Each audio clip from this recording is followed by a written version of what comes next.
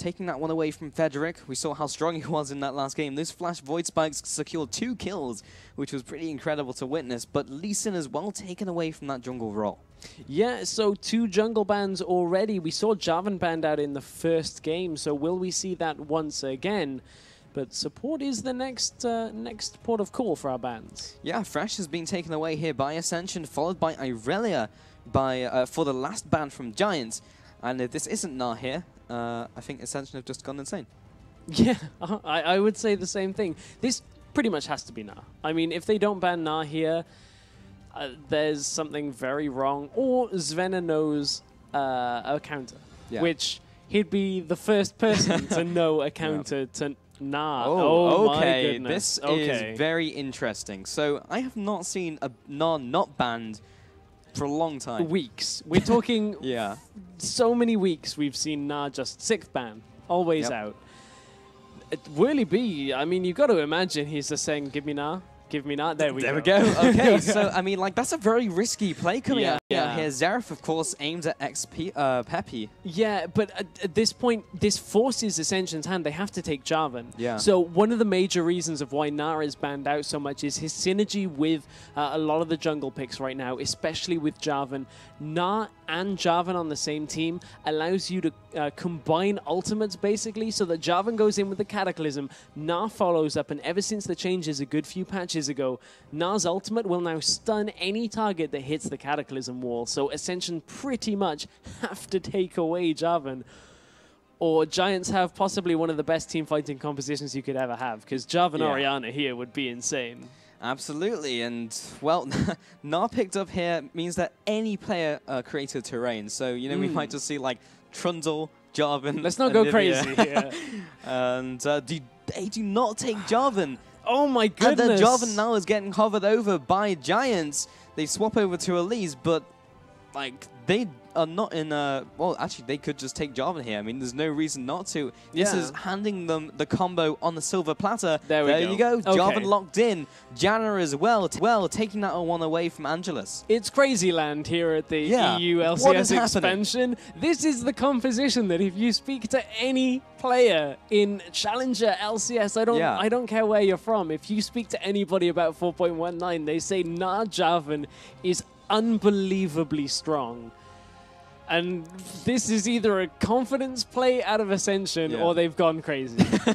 Very possible. Are they going to bring out something here, though? Because we did talk about they have picks here that are curveballs, and here's one of them. Hecarim comes out, and we know that Mr. in the jungle does like him some Hecarim. We are in for a crazy game, because if there's one champion that doesn't matter so much about terrain, it's Hecarim with his Onslaught of Shadows, because he's going straight through that. But what is going on? This is such a strange pick and ban phase already. I don't know where to begin.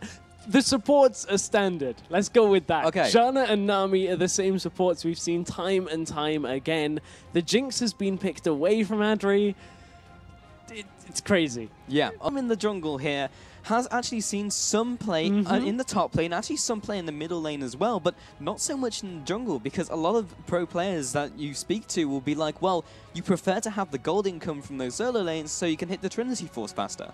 Yeah, I mean, that is pretty true. It's not something we see all that much out of the jungle, and I guess Ascension are going to breathe somewhat of a sigh of relief with that mid lane lock-in that it's not an Orianna. Yes. They also pick up the Lucian for the AD carry, so they will have that alongside the Janna, undoubtedly one of the stronger bot lanes down there at the moment. And then Syndra will be on xPePii. And then we do have Ascension hovering over Diana. I don't think we're going to see Diana. We would have actually gone to Crazy Town if Diana got locked in. But we do know ZvenE has that as a pocket pick. Well, we haven't seen it. We heard rumors that we've not seen it. It's one of those whispers in the wind. Yeah. I don't think is actually going to rear its head here. Maokai has already been locked in. So the top laner is already gone, and it's not going to become a factor. Okay, so Ahri locked in here. Okay, that makes a little bit more sense. But still, Hecarim will be coming out. That will be thrown into the jungle. But more importantly, like, we look at compositions and where to start better than Gnar Jarvan. This is the quintessential teamfight composition. It really is. Lead into that, the stun that's going to come out from Syndra. That is so much teamfight presence that you pair that with a Janna for disengage and also obviously the sieging potential. Giants have a very strong lineup, and Ascension don't as such have a meta strong lineup, but we know they've got a couple of comfort picks here. Okay, I'm very excited to see how this one's going to go, and looking at Mr. as well, looking at his summoner spell. Now, we did see Flash Ghost in the last game by xPePii in the mid lane with that Xerath pickup. We know he likes to Twisted Fate as well. Those are kind of the summoner spells that you like to go with those champions, but he will be picking up the Ghost for the jungle, and yes, movement speed does scale with your passive, but still an interesting pickup. Yeah, I mean, I'm not sure what to expect out of this Hecarim here. It's not a champion we see all that much. We already talked about it. Mr. does play it. He's comfortable on it, so we'll see what he can do. It's do or die here for Ascension. It is, and backs up against the wall. I guess they just thought, well, if there's any time to bring out a curveball pick, it's right here, right now, in the second game of this best of 3. And they do not want to be leaving the EU LCS expansion tournament at this stage in the game. We're only in the first round. Yeah, indeed. So it's that time again. Get your predictions in on Twitter at LOL Esports. Tweet us using the hashtag LCS expansion. And let us know who you think is going to win this crazy, crazy game. Because I know who I think just from the team composition alone, but we've been proven wrong before. We're not going to find out quite yet, because that's an instant pause. Yes, indeed. So let's hope that it doesn't take too long. So far, we haven't actually had any pauses, so we'll see how this one resolves itself. It's going to take a couple of seconds. Looks like one of the players just said it's going to be just a couple of seconds, so it shouldn't be too long. Okay, because we wouldn't want any long pauses during we would not. This game. That would not be the best thing to happen, but hopefully it is only a short pause. This gives you time to get your tweets in as well, guys. So you can head over to Twitter, take a leisurely tweet as well. Retype it a couple of times, make sure it all fits. Get everything you want to say in there. Including Gnar Jarvan, because that is going to be playing a major feature in this game. Now, we've been hyping this combo up so much that if it falls flat, we're going to look like idiots. But if you look at it on paper, it should work out in theory.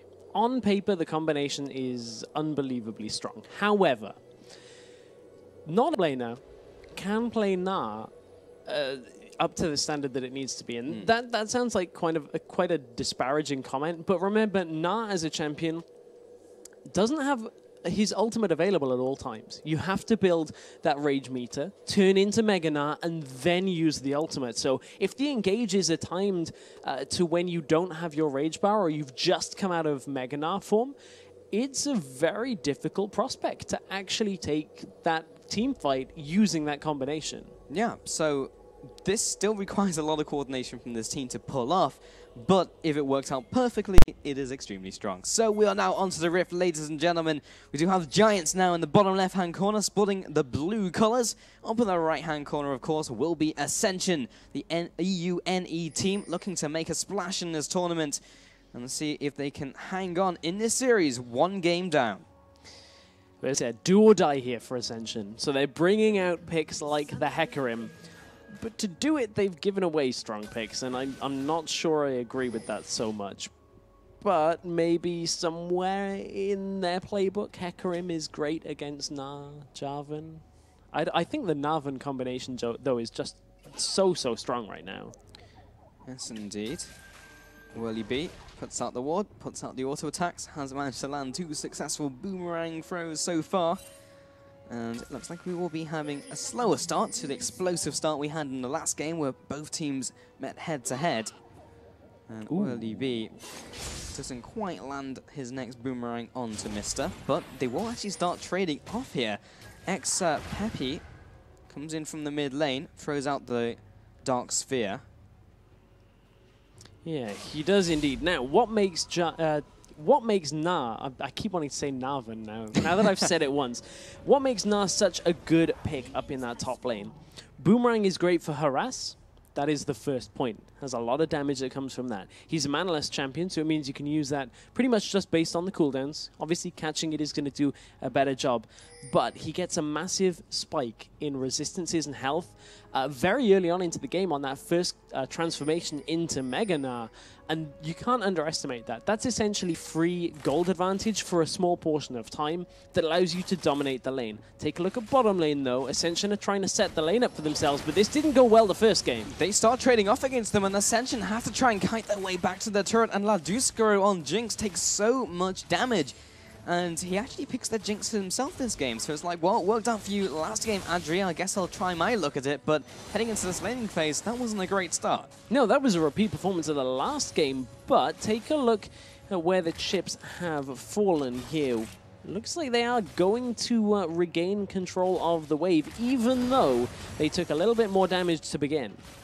So, now taking a look at this middle lane, I don't want to take my eyes from bot lane for too long, because just in a split second, Ascension did manage to turn around the damage. But taking a look at this middle lane, xPePii this time will be on that Syndra, up against Flezeth, moving away from the Jace into this Ahri, which is definitely in line with his assassin mid laners he likes to play. And there is the first transformation of the game up in the top lane. You can see Gnar, who normally in mini Gnar has not so much health, has quite a lot more currently than Maokai right now. Middle lane. Flezeth gets hit up by the full combo by xPePii, lands the Ignite as well, but the health potion is enough to keep him healthy for now. But both mid laners are in critical condition, and the Vultures are circling. Both the junglers are moving around the middle lane. They are indeed. Which is going to be the first jungler to get into the lane? Are we going to see the Ghost come out from Mr. here? He may need it if he wants to get in, but he's moving away to the jungle, and that could open up a little bit of a position here for Frederick to hop over the wall. He is. Flezeth is now in better shape when it comes to his health bar. So this would be a risky dive if they chose to go for it. In fact, Frederick will just decide to take away the Wraiths instead. Likewise, Mr. did the same thing. I have a feeling that Flezeth kind of just read the situation, but maybe he's misread it now. Stun's going to land. Oh, there's the flag and drag. Does he have the flash? Yes, he does. But does he choose to use it? Yes, he does as well. But first blood comes through for xPePii. And he used the flash and used the Ignite. That was worst case scenario. I was about to praise Flezeth on the fact that he positioned himself at the furthest possible route for Jarvan to get into lane, and then goes and plants a ward and pretty much gives him his position up. Bottom lane. Oh, the Flame Chompers will land onto Rydle, and Adryh comes in to try and save the support's life. Angelus will be using Exhaust, however. Ladooscuro allows the zap as well. Flash. Angelus comes in, but the flash, and gets heal baited out, so burns the flash for the heal. Flash for heal goes pretty much in favor of the heal-using team every time. Flash is too important a summoner to trade for a lower cooldown, but they will be okay for now. Back up in the top lane, here comes another transformation out of Werlyb, and again, he's forcing ZvenE away. Look at the CS difference, 35 CS to 20 so far in this lane. I mean, this is why we see Gnar banned away. There is no second way about it. He hasn't even had to use a health potion yet.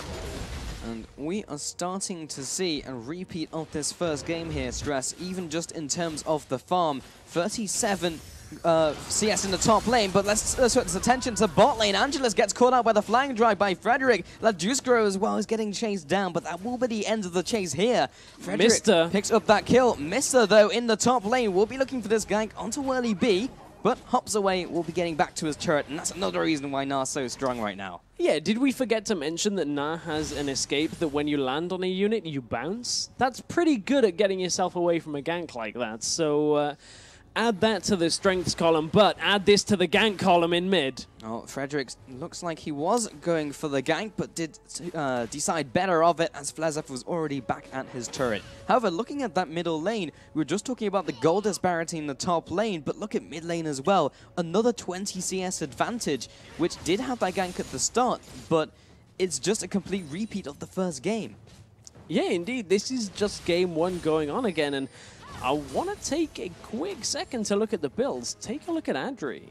For the laning phase, he's picked up the Brutalizer before any other item, which on a Lucian, you get a Brutalizer, but never this early on. You tend to build that as a second item after picking up your Infinity Edge. So That is a little bit curious of a pickup. Well, it means he will have the extra penetration for the laning phase, so his skills at least will hit like a truck, but Frederick now heads into his jungle as well. See if he maybe looks for a lane gank, because xPePii is heading into the bot lane. He has been spotted out by that pink ward in the river. He did not check that bush. I think he knows that they have been ticked off about his presence. Will move through the river again. Puts out the sweeper. Where's the ward? Walks past the pink ward. Didn't even notice it. And did actually ping it, so Frederick's going to be the one to clear it out. Mr. however, is going aggressive on Hecarim already. And you can see he's got himself a lead with regards to farm coming out of the jungle. But 2 assists onto Jarvan, you have to feel are a little bit better for the team as a whole. As that has made this game to a 2-0 scoreline so far. And with Ascension in such a dire position with regards to being 0-1 down, they have to get a couple of kills and quick. You have to feel that this curveball pick of the Hecarim jungle will start having to do something to make it worthwhile to give up Gnar Jarvan. So far I'm not seeing all that much. We're just kind of seeing the strong picks looking very strong, as you would expect on paper. Bot lane as well, starting to open up the CS differential. And unless Ascension do something fairly soon, this game is going to snowball out of control like the last one. Yeah, I feel like it will as soon as Giants start to group, as they just have such a good composition for team fighting. However, Frederick may be caught in a 1v2. Yeah, doesn't land the charm though, doesn't land any of the skill shots, and Frederick will just make his way out using that flag and drag. We do get the positioning on the pink ward, clear that one away. Werlyb was thinking about heading down there. We'll be initiating onto that Gnar. No rage. Uses his ultimate. There's the hop. We'll be moving away. Rage Gene is a fair way off. Mr. pops his ghost. And does he have the follow? We'll be using that rampage to try and deal the rest of the damage. Now the rage is starting to build up. Did have the onslaught of shadows, and didn't choose to use that either. Yeah, a little surprised he didn't do it when he had Gnar pinned towards the wall. That would have feared him for just enough time, perhaps, but look at how low ZvenE was on mana at the beginning of that. One twisted advance would have been enough to lock that down, just didn't have the mana to set it up. Also interesting, because Mr. had enough mana for his Onslaught of Shadows, but opted towards the Spirit of Dread instead. So he had 80 mana instead of 100, and then couldn't use it after that. So you would expect, if it was a pocket pick, for him to be managing his mana correctly. So I guess that was intentional. Yeah, I mean, we'll have to see on the next engage whether he does prioritize that. But bottom lane, here comes the roam from xPePii. And Angelus is already on his way out. Does manage to still connect the Scout of the Week, though. Will force the flash out from this Nami. The teleport now comes in. Here comes ZvenE. And Gnar will do the same thing. And he will actually follow through with the teleport. ZvenE gets locked up here briefly. Looking for this stun coming out from xPePii. However, Hecarim comes in from the side, still has his ultimate, remember, from the last engagement, and does he choose to go for it? We do have Flezeth coming in from the middle lane as well. Everyone is collapsing around this area, and this would have been a 4 versus 5 had they chosen for it. Yeah, but I don't think that Ascension know that Jarvan isn't there. Now they do, because he showed himself in the middle lane. Oh, Werlyb takes so much damage. A super mega drop. Death Rocket drops him low. Here comes the Hecarim ultimate. Will be finishing off, but now he's in the middle of the enemy team. He drops in turn for that kill. 1 for 1 so far. Now Flezeth comes in from around the side, trying to get this assassination onto xPePii. He gets that kill, has used the rest of the charges. Adryh comes in from the side, gets that 1 for 1 in the midst of this fight. This is incredibly messy, but Jinx will be flashing away. Ladooscuro survives, but there's the flash into the Dragon Strike from Frederick. The 2 for 2 so far. ZvenE follows up, make that a 3 for 2, an advantage for Ascension. Now Rydle was the last remaining member looking for this chase. They can't get in range. The Gnar Jarvan combination only works if you manage to stack the 2 ultimates on top of each other, and they were so far away at the beginning of that engage. Gnar died without Jarvan and getting anywhere near to the fight, and Ascension get a good fight when they knew that the composition just was not in place for Giants. And this is a bold play, however, because there is not a lot of damage that's going to come from these 2 champions. And look at the rest of Giants heading already towards the Dragon. Yes, they don't have the smite there, but Werlyb is going to have a lot of damage to harass here, and they may be able to pick up a fight at the tail end of this Dragon. Yeah, this is going to be tight, and it's going to be a 50-50 on who picks up the Dragon as well. This is beginning to get very messy. There comes the steal coming in from Frederick. A great start to this one. A 1-0. xPePii has been caught out by Mr., and he will get dropped here in turn. That goes for a 1 for 2, but more importantly, Giants secure the Dragon. A brilliant steal, and that's what I was talking about, is Frederick had enough time to even get to the dragon, so they didn't have to just clean up at the end. They just take the objective for themselves, and Giants have a really nice lead here with a better composition for the mid-game. Giants trying to take away this blue buff as well, and this is an aggressive play, but an aggressive play that's probably going to work out just a little bit better than that aggressive play onto the dragon coming out by Ascension. As a bold move, did not pay off. Now they are still falling behind in this game. 3,500 gold is no small total at 12 minutes into the game. It really is not. And take a look at the AD carries. We just highlighted Adryh picking up, pushing up in that bottom lane, I should say. And look at the farm differential, but the engage. Frederick comes into the mid lane, uses the flag and drag. Mister comes in as well. Will be landing his E, heading into this engagement, but we do have the Maokai coming in from the side, but Angelus collapses in from the bottom lane. Talaway will be splitting them up. They get the first kill onto Rydle, looking for the second onto xPePii. The Super Mega Death Rocket flies through, but doesn't manage to connect onto any of the members. Aggressive play, but good timing push by Ascension. Yeah, it is a good timing push, but Gnar is nearly in the fight. Frederick doesn't have his ultimate, though, but is it enough if he can build a rage meter? He's nowhere near it, though, and isn't in the right place to be using the ultimate regardless. However, Ascension do back off, so it wasn't enough just having his presence there to repel them from the tower. You cannot underestimate the presence that Gnar is going to have in the team fight. Even if you're up against a tower or a small wall, just one big push will swipe them into the stun. Well, Flezeth has been caught out here. Cologne comes across, has the charm onto xPePii, and he will be dropping a 1-for-1. Both mid laners exchange. Another great bubble by Angelus. Will be securing another kill, He's but going to Werlyb is almost at his ultimate. Here comes the crunch. Werlyb comes down, does not land, but there's the ultimate. Slammed against the wall, and he just needs one more ultimate. Angelus secures that one, so a 3-for-2 in advantage to Ascension. But what a messy engagement underneath the turret. Ascension will take these, though. They have the slightly worse composition, but in these scrappy engages over time, Ascension are getting the better of it. And that is just Giants letting go of focus on their composition here. Maybe they're not used to running this setup. It is very infrequent that teams will get both Jarvan and Gnar. I still want to say Narvan. It's very infrequent you'll get both, so it's not often you get to practice it. And if you haven't practiced something, and you pull it out in an important game and you're not balancing your crowd control and ultimates during team fights properly, it is difficult to get the consistency fight after fight after fight. But if history repeats itself, last game laning phase went to Giants. Then there was a lapse in concentration where it looked like Ascension were getting back into the game. They didn't make any proactive plays like what is happening right now, Stress. So do we have the same game that we had last time around go from here? That's the question.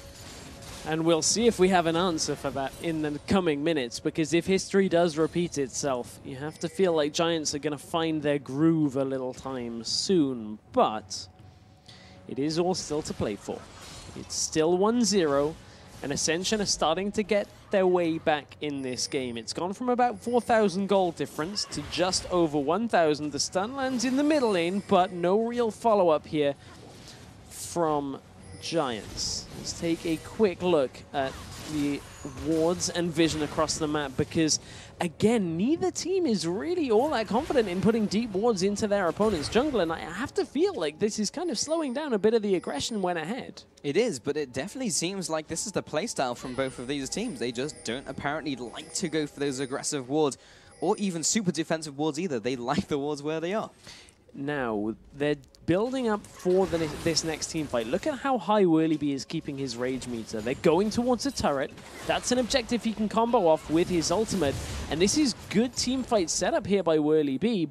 But is it too late? Just holds it before he transforms. 97 rage, so he's very, very close to transforming. This is maybe showing the cards, though. They will know he's very close to heading into that Rage Gene passive.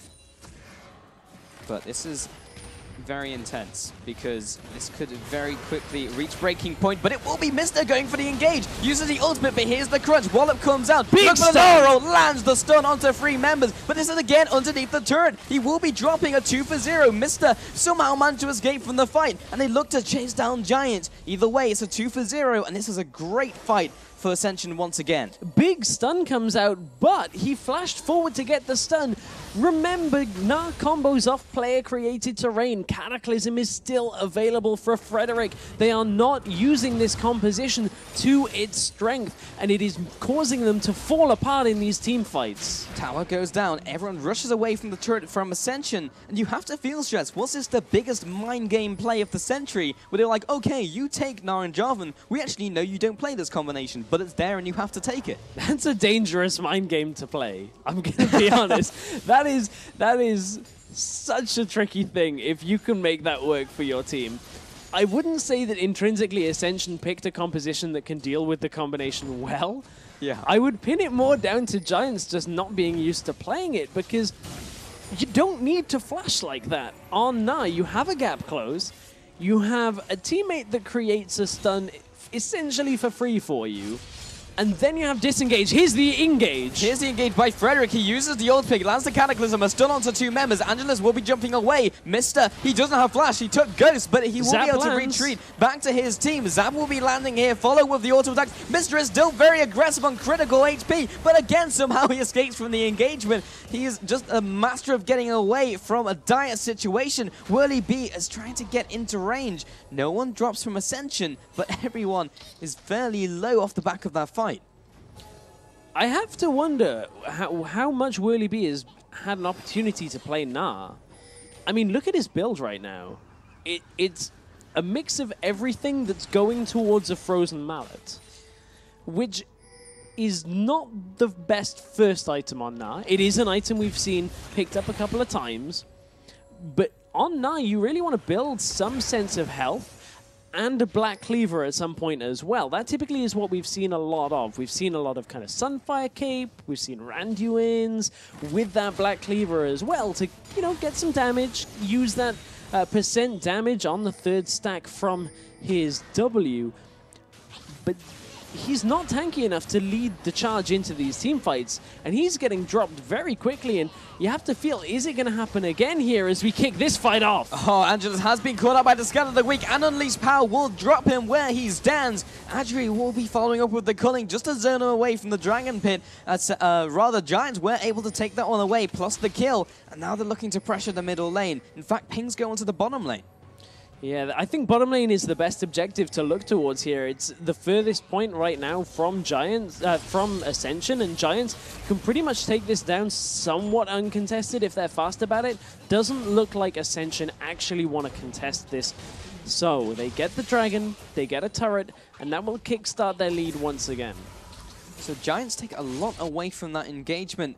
They are 1,000 gold on pretty much everyone, but almost 3,000 gold for Lucian. He will be able to finish off a huge item here. There is the Infinity Edge and the Ghostblade completed, a gigantic power spike for him. Yeah, that is massive, and we talked about how he had the Brutalizer earlier. I'm glad to see he did opt for that Infinity Edge in the end, because that is so much of Lucian's damage during team fights, getting that double shot from that passive, making sure that you have just so much damage on targets. But yeah, that Ghostblade is a crucial part as well for the wave clear using the culling. But Ascension are on the aggressive stance right now, but they're going to get cut out. Again, Analyst is the first one to drop here. There is the Cataclysm, but that'll be used to finish him off, so they won't have to turn into Gnar ultimate. There's a 1-for-1, the mid laner exchange. This is actually a better team fight here for Ascension. They have to now try and play damage controls. Werlyb isn't his ultimate, doesn't land the wallop onto anybody, but Ladooscuro has to get away from this fight. They are just playing the disengaged game. Werlyb, there's the ultimate onto Flezeth. Jump over the wall, the flank and drag. Ladooscuro gets the shutdown onto Jarvan, so a 2-for-2 so far, and Werlyb is still on the aggression. Boomerang toss doesn't quite clip him. He doesn't, and I'm glad to see that Ladooscuro doesn't turn around and try and land the zap there. He could have tried to kite, but it's difficult to get away from a Gnar if he can catch that boomerang on the return. But Giants managed to turn a dire situation into their favor somewhat there. They get a turret from it and force Ascension back from the aggressive stance. And it feels like no matter how much you talk about how you feel the next team fight's going to go, it always goes in the opposite direction when we get into these fights. It's never how you predict it's going to go. So incredibly scrappy, to use one of the words you've coined, Stress, that these teams, well, can't really predict how the fights are going to go. They're all over the place. Yeah, and it doesn't help that... okay, I'm completely lost on what Werlyb is doing here. I'm guessing it's going towards the Trinity Force, because otherwise he's building all sorts of crazy items, but delaying your first completed item this long into the game is not a very solid strategy. You want each completed item to kind of be a big spike in your either damage or resistances, unless you're so far ahead that you can kind of afford to build pieces here, because I don't feel like he's getting enough stats from things like just a Giant's Belt on its own or just a Phage. They don't give the most amount of combat stats compared to a completed Trinity Force or a completed health item. So he's kind of just getting a mixed bag and going into team fights and not having much luck. In the bottom lane, Mr. is waiting in the wings with Ladooscuro. Maybe trying to get this kill onto Lucian here. And Ascension are moving the rest of the lineup into the bottom lane. Are they looking to make some sort of power play? ZvenE as well heads into this bot lane, but everyone is converging on this location, even from the Giants lineup. It's going to be the 3 versus 3. The bottom tower should be falling here with not too much contest, but there's the stun going on to the whole lineup. And this is a lot of damage coming through. Adryh is following up as well. Here comes Can they pin them down? Here comes Werlyb. He's actually fairly close. They're getting his ultimate off. The Mr. takes this opportunity to initiate. And again, this is all over the place. The Giants are all together though, but there's the Cataclysm. The back line has been separated from the front, and the 3 for 0 for Giants. A perfect fight for them. Far too aggressive out of Ascension. They face tank a turret for too many shots and just end up getting cleaned up from that fight. Dragon still not spawning for a little while means Giants can turn their attention possibly to an inner turret in the middle lane. Mr. may be caught out here by Frederick, who will go for the flag and drag, then turns around and his team isn't anywhere near. Now they're arriving, but they will look to try and seize this middle lane. I guess there's no one to contest it, but everyone is very low from Giants. But the Giants' push is just so strong right now between Lucian, between Gnar, everybody there. Once that standard is out for that extra attack speed means they can just chunk that turret down. And Giants going from strength to strength here. 23 minutes into the game, they are looking to be in a great position. Yeah, and they have a 6,000 gold advantage over Ascension at this stage in the game. That's been converted into even more items. Aegis picked up, Trinity Force now completed by Gnar, which is a curious pickup because you don't usually see damage items picked up this early by Gnars. It's curious to a degree, because there are players doing this on Gnar. It's perhaps not the most common build, and the efficiency of the build in competitive is somewhat untested, as we haven't seen a lot of Gnar being picked. We've seen a lot of it banned because of his strength in solo queue. But Trinity Force, I would say, is a solid item, depending on your playstyle as Gnar. If you want to be tanky, if you want to jump in, probably not the best item, but if you want to deal a lot of damage, sure, Trinity Force can be an option to go to. Ascension here, that's the charm onto Frederick, but Flezeth, I'm not sure if you caught that right there, but did pop his ultimate. We've got very, very skittish around Frederick, just landing a flag on top of him. Lots of vision coming down, wards left and right, and it will be Giants once again starting off the dragon here. Werlyb transforms into Mega Gnar. That signals that Ascension will be backing off here, not making any aggressive play. And they are falling further and further behind. This is starting to approach to around 8,000 gold. And Flezeth flashes away, so doesn't have his ultimate or flash next time he gets caught out. Flash for flash traded though. Mr. is on his own red. He's been spotted out. Maybe caught out here by Giants. Can't quite get in range just yet, but they will happily take away the red buff. Adryh will be running away with this one. And now they head into the top lane. This is a tower all out on its lonesome, and this should be an easy pickup for Giants. I'd be surprised if Ascension decide to fight over this, though. I would be surprised, as the ultimates are all available for Giants, and Ascension have to know that. They're looking for a pick from the side, though, but they aren't going to get it. This positioning is too good for Giants.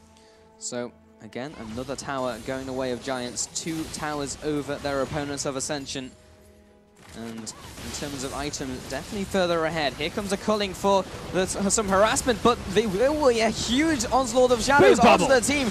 Big bubble onto 3 players. Werlyb again on the back lines, but again tanking the turret. Super Mega Death Rocket lands the first kill, lands the second kill. This is cleanup time for Ladooscuro. Picks up the triple, looking for his Quadra. He does land the last crit. Zap comes through, and a Quadra and a 5 for 1. Huge turnaround for Ascension. That is the strength of Maokai. So much damage was mitigated during that team fight, and Ascension were once again able to split Giants up. Cataclysm is still available for Frederick, and that is becoming unforgivable in these team fights.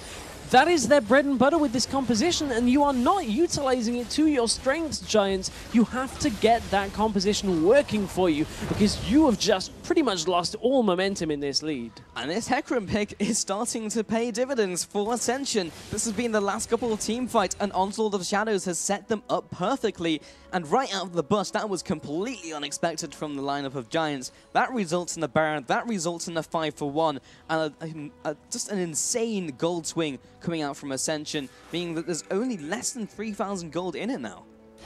The story of this series so far has been getting Jinx fed and cleaning up team fights, which is what we saw all the way through Jinx's period of play through 2014's season.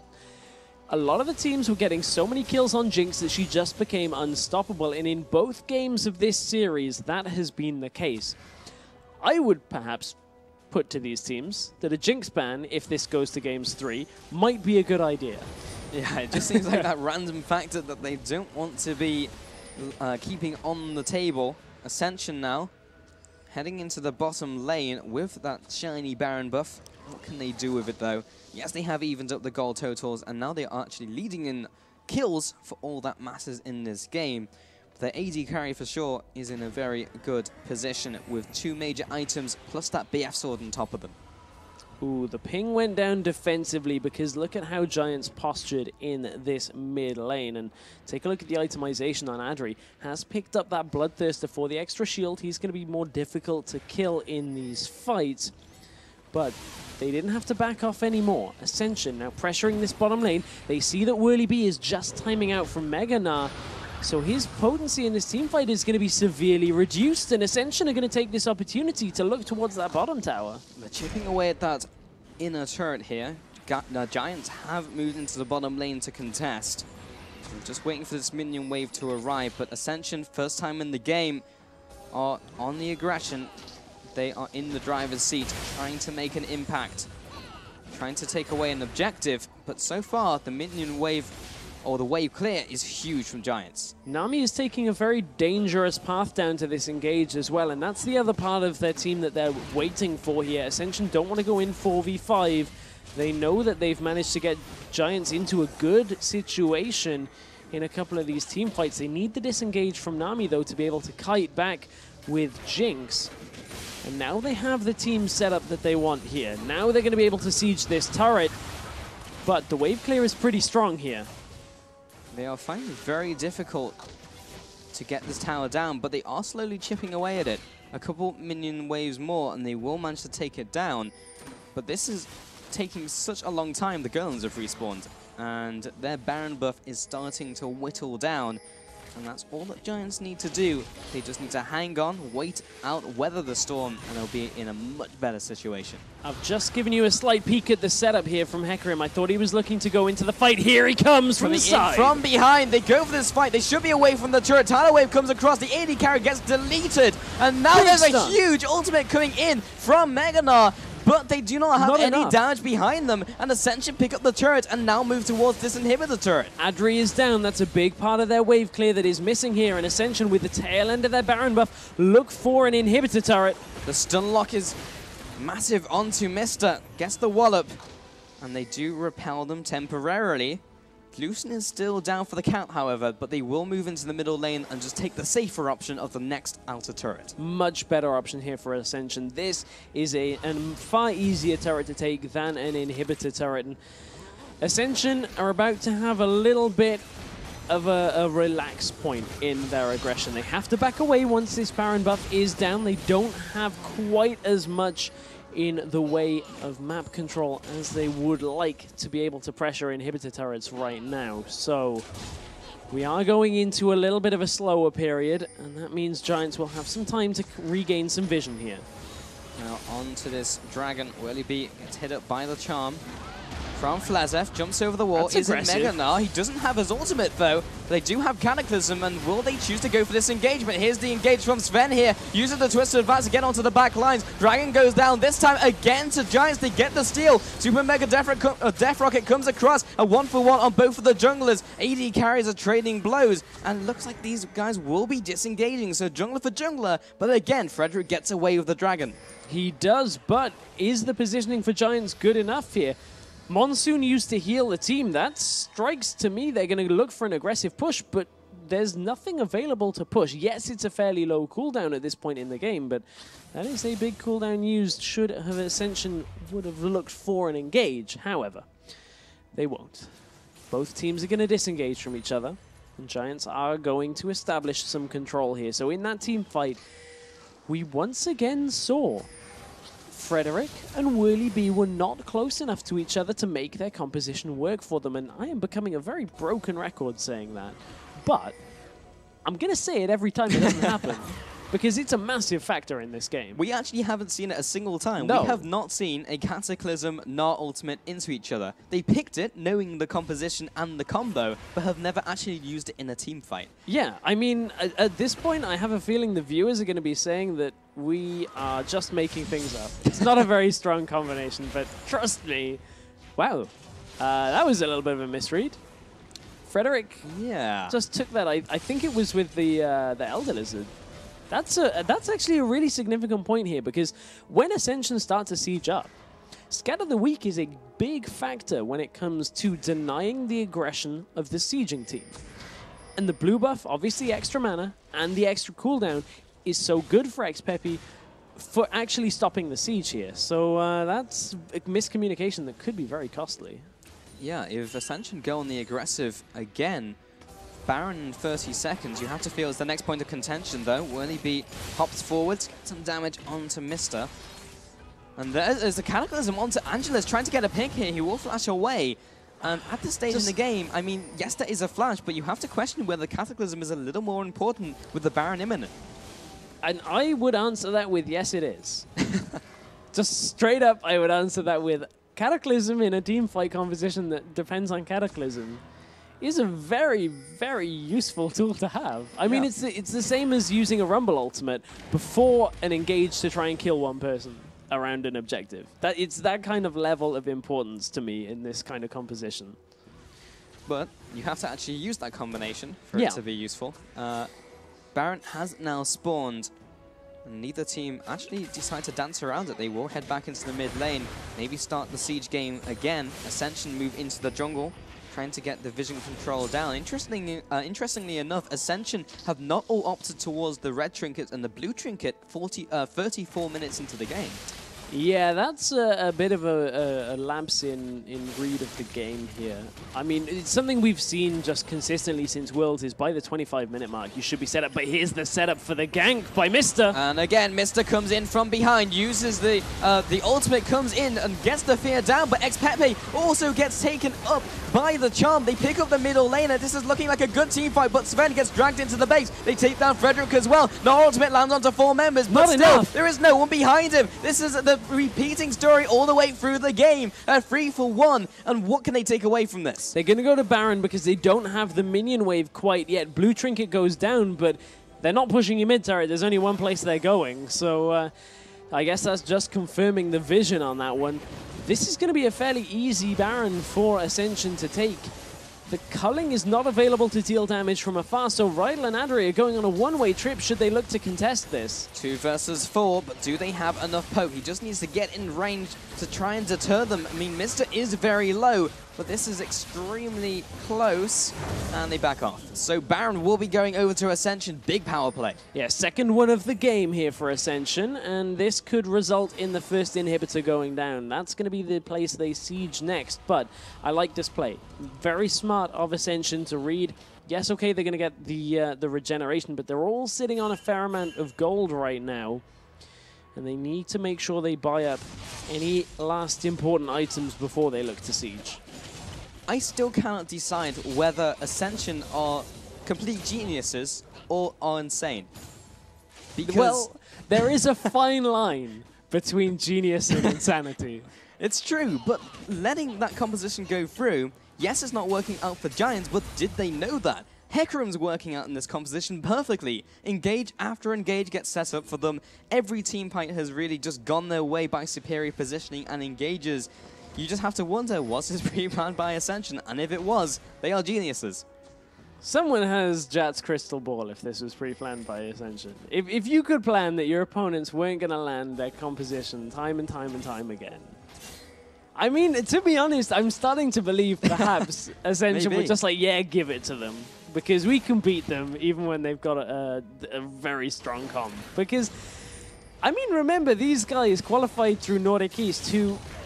Typically, if you look at past results, if you look at history in black and white alone, Nordic East teams have not been able to compete as well with the EUS teams when we come to a promotion tournament. We've always seen good performances, but Ascension are looking a lot stronger in this game than Giants are. Seems like they're going to be breaking the mold here in this series for sure. And they have absolutely evened up the goal total. It is now dead even, and with the Baron buff, you can firmly say they're ahead in this game now, as they look to try and take away this inner turret, the last inner turret from Giants in this second game.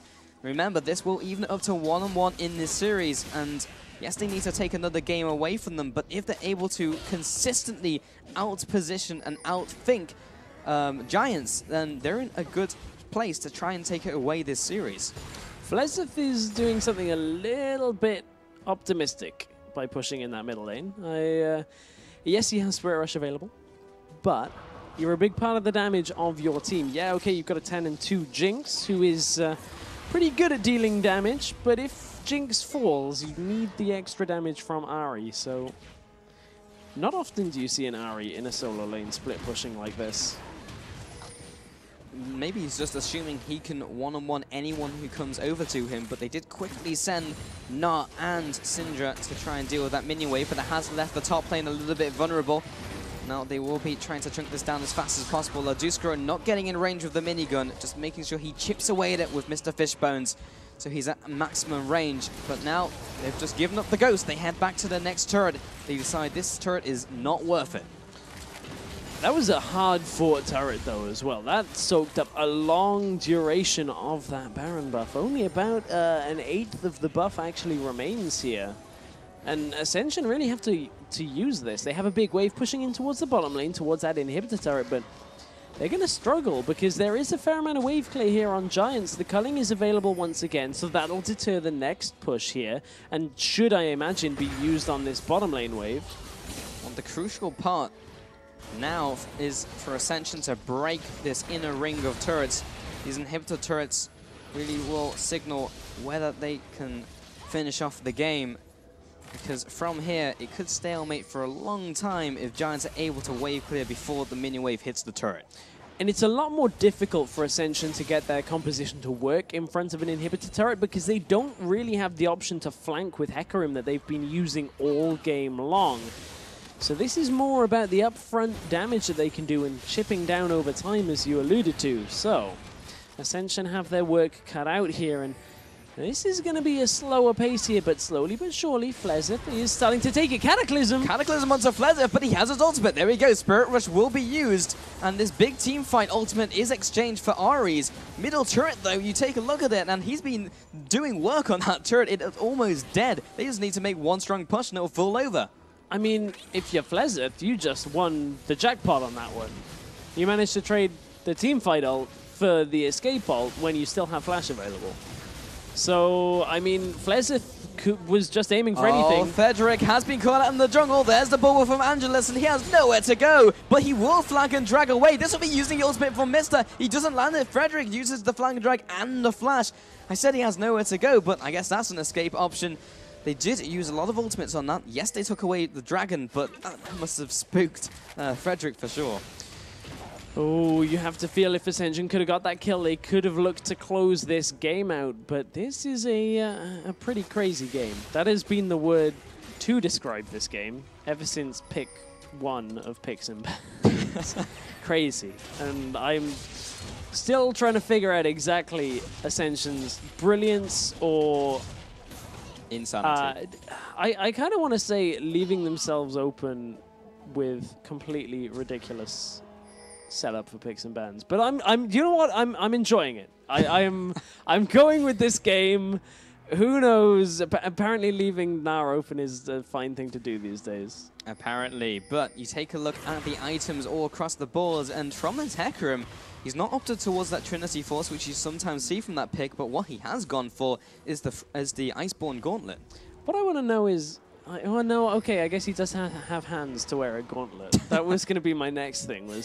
Should it be like hooves? Maybe. You need 4 of them though. Yeah, exactly. I mean, is that extra item efficiency? I don't know. Maybe you should buy 2. I don't think it works like that, folks. Oh dear, it's getting quite into this game now. 42 minutes in, we're into the late game. We've made it. And Ascension are saying they've made it, but not quite yet. They have 1 more hurdle to go. Mister, can he get 1 more good Onslaught of Shadow? There's been 3 or 4 in a row now, which has decided a team fight before it's even really begun.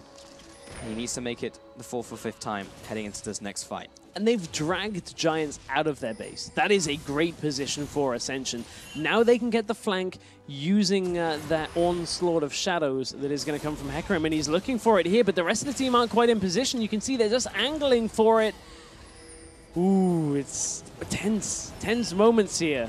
Well, Werlyb is the one to zone him away, heads into his Mega Form, Boulder Toss comes through, but they just need to wait for him to calm down, go for that timeout, and then he won't be able to transform again in a short while. Werlyb transforming is just the key right now for Giants. And Ascension are just going to wait it out every time. I mean, Flezeth is looking for an engage here. I don't think he's going to find it. He'd have to use a lot here and risk the counter-engage coming out. But Ascension have waited this out. Baron is available once again. But they haven't really created the pressure to get the Baron anytime soon. Ladooscuro sitting on basically full items. What he could do next is pick up a Zephyr, but that's all he could do from here. He is almost item capped, but Mister, has he been caught out? Not just yet, just get chunked a little here. Hecarim still fairly tanky and does have the healing from Angelus, so over time he will be back in fighting shape. Werlyb has been locked into transforming, but yet he goes for the engagement, doesn't land it on anyone. Here comes the crunch, here comes the Gnar ultimate, lands onto 3 people. Here's the combo they were looking for, but Redding, here comes the Cataclysm onto Ladooscuro. He's not able to get out of this ring, but he does manage to take down his aggressor. That being said, Adryh comes in with the kill, a 3-for-1. It's so late into the game. Could they do anything off the back of this, like take down the rest of the base? This is a 4-for-1. They're chasing down Angelus, but it's only to support, teleport into the bottom lane. Is it long enough for them to head into the base and clean up the game? They've got 40+ seconds on the cooldowns for 2+ champions here on Ascension, and it was going so well. Ascension with an unorthodox composition, maybe. Giants have just done enough. They've been very sloppy with their composition all game long, but even so, there is the potency of Gnar in the team fights. He gets the 3-person stun, and that ultimately will allow Giants to advance. It was only a matter of time, but this game goes to a 2-0 for Giants. And as you mentioned, all of that progress that Ascension managed to make, all thrown out the window by one last engage that just didn't go their way. I really feel for Ascension after that game. That was hard fought, and props to them for holding on and giving away such strong picks. But I guess if we needed an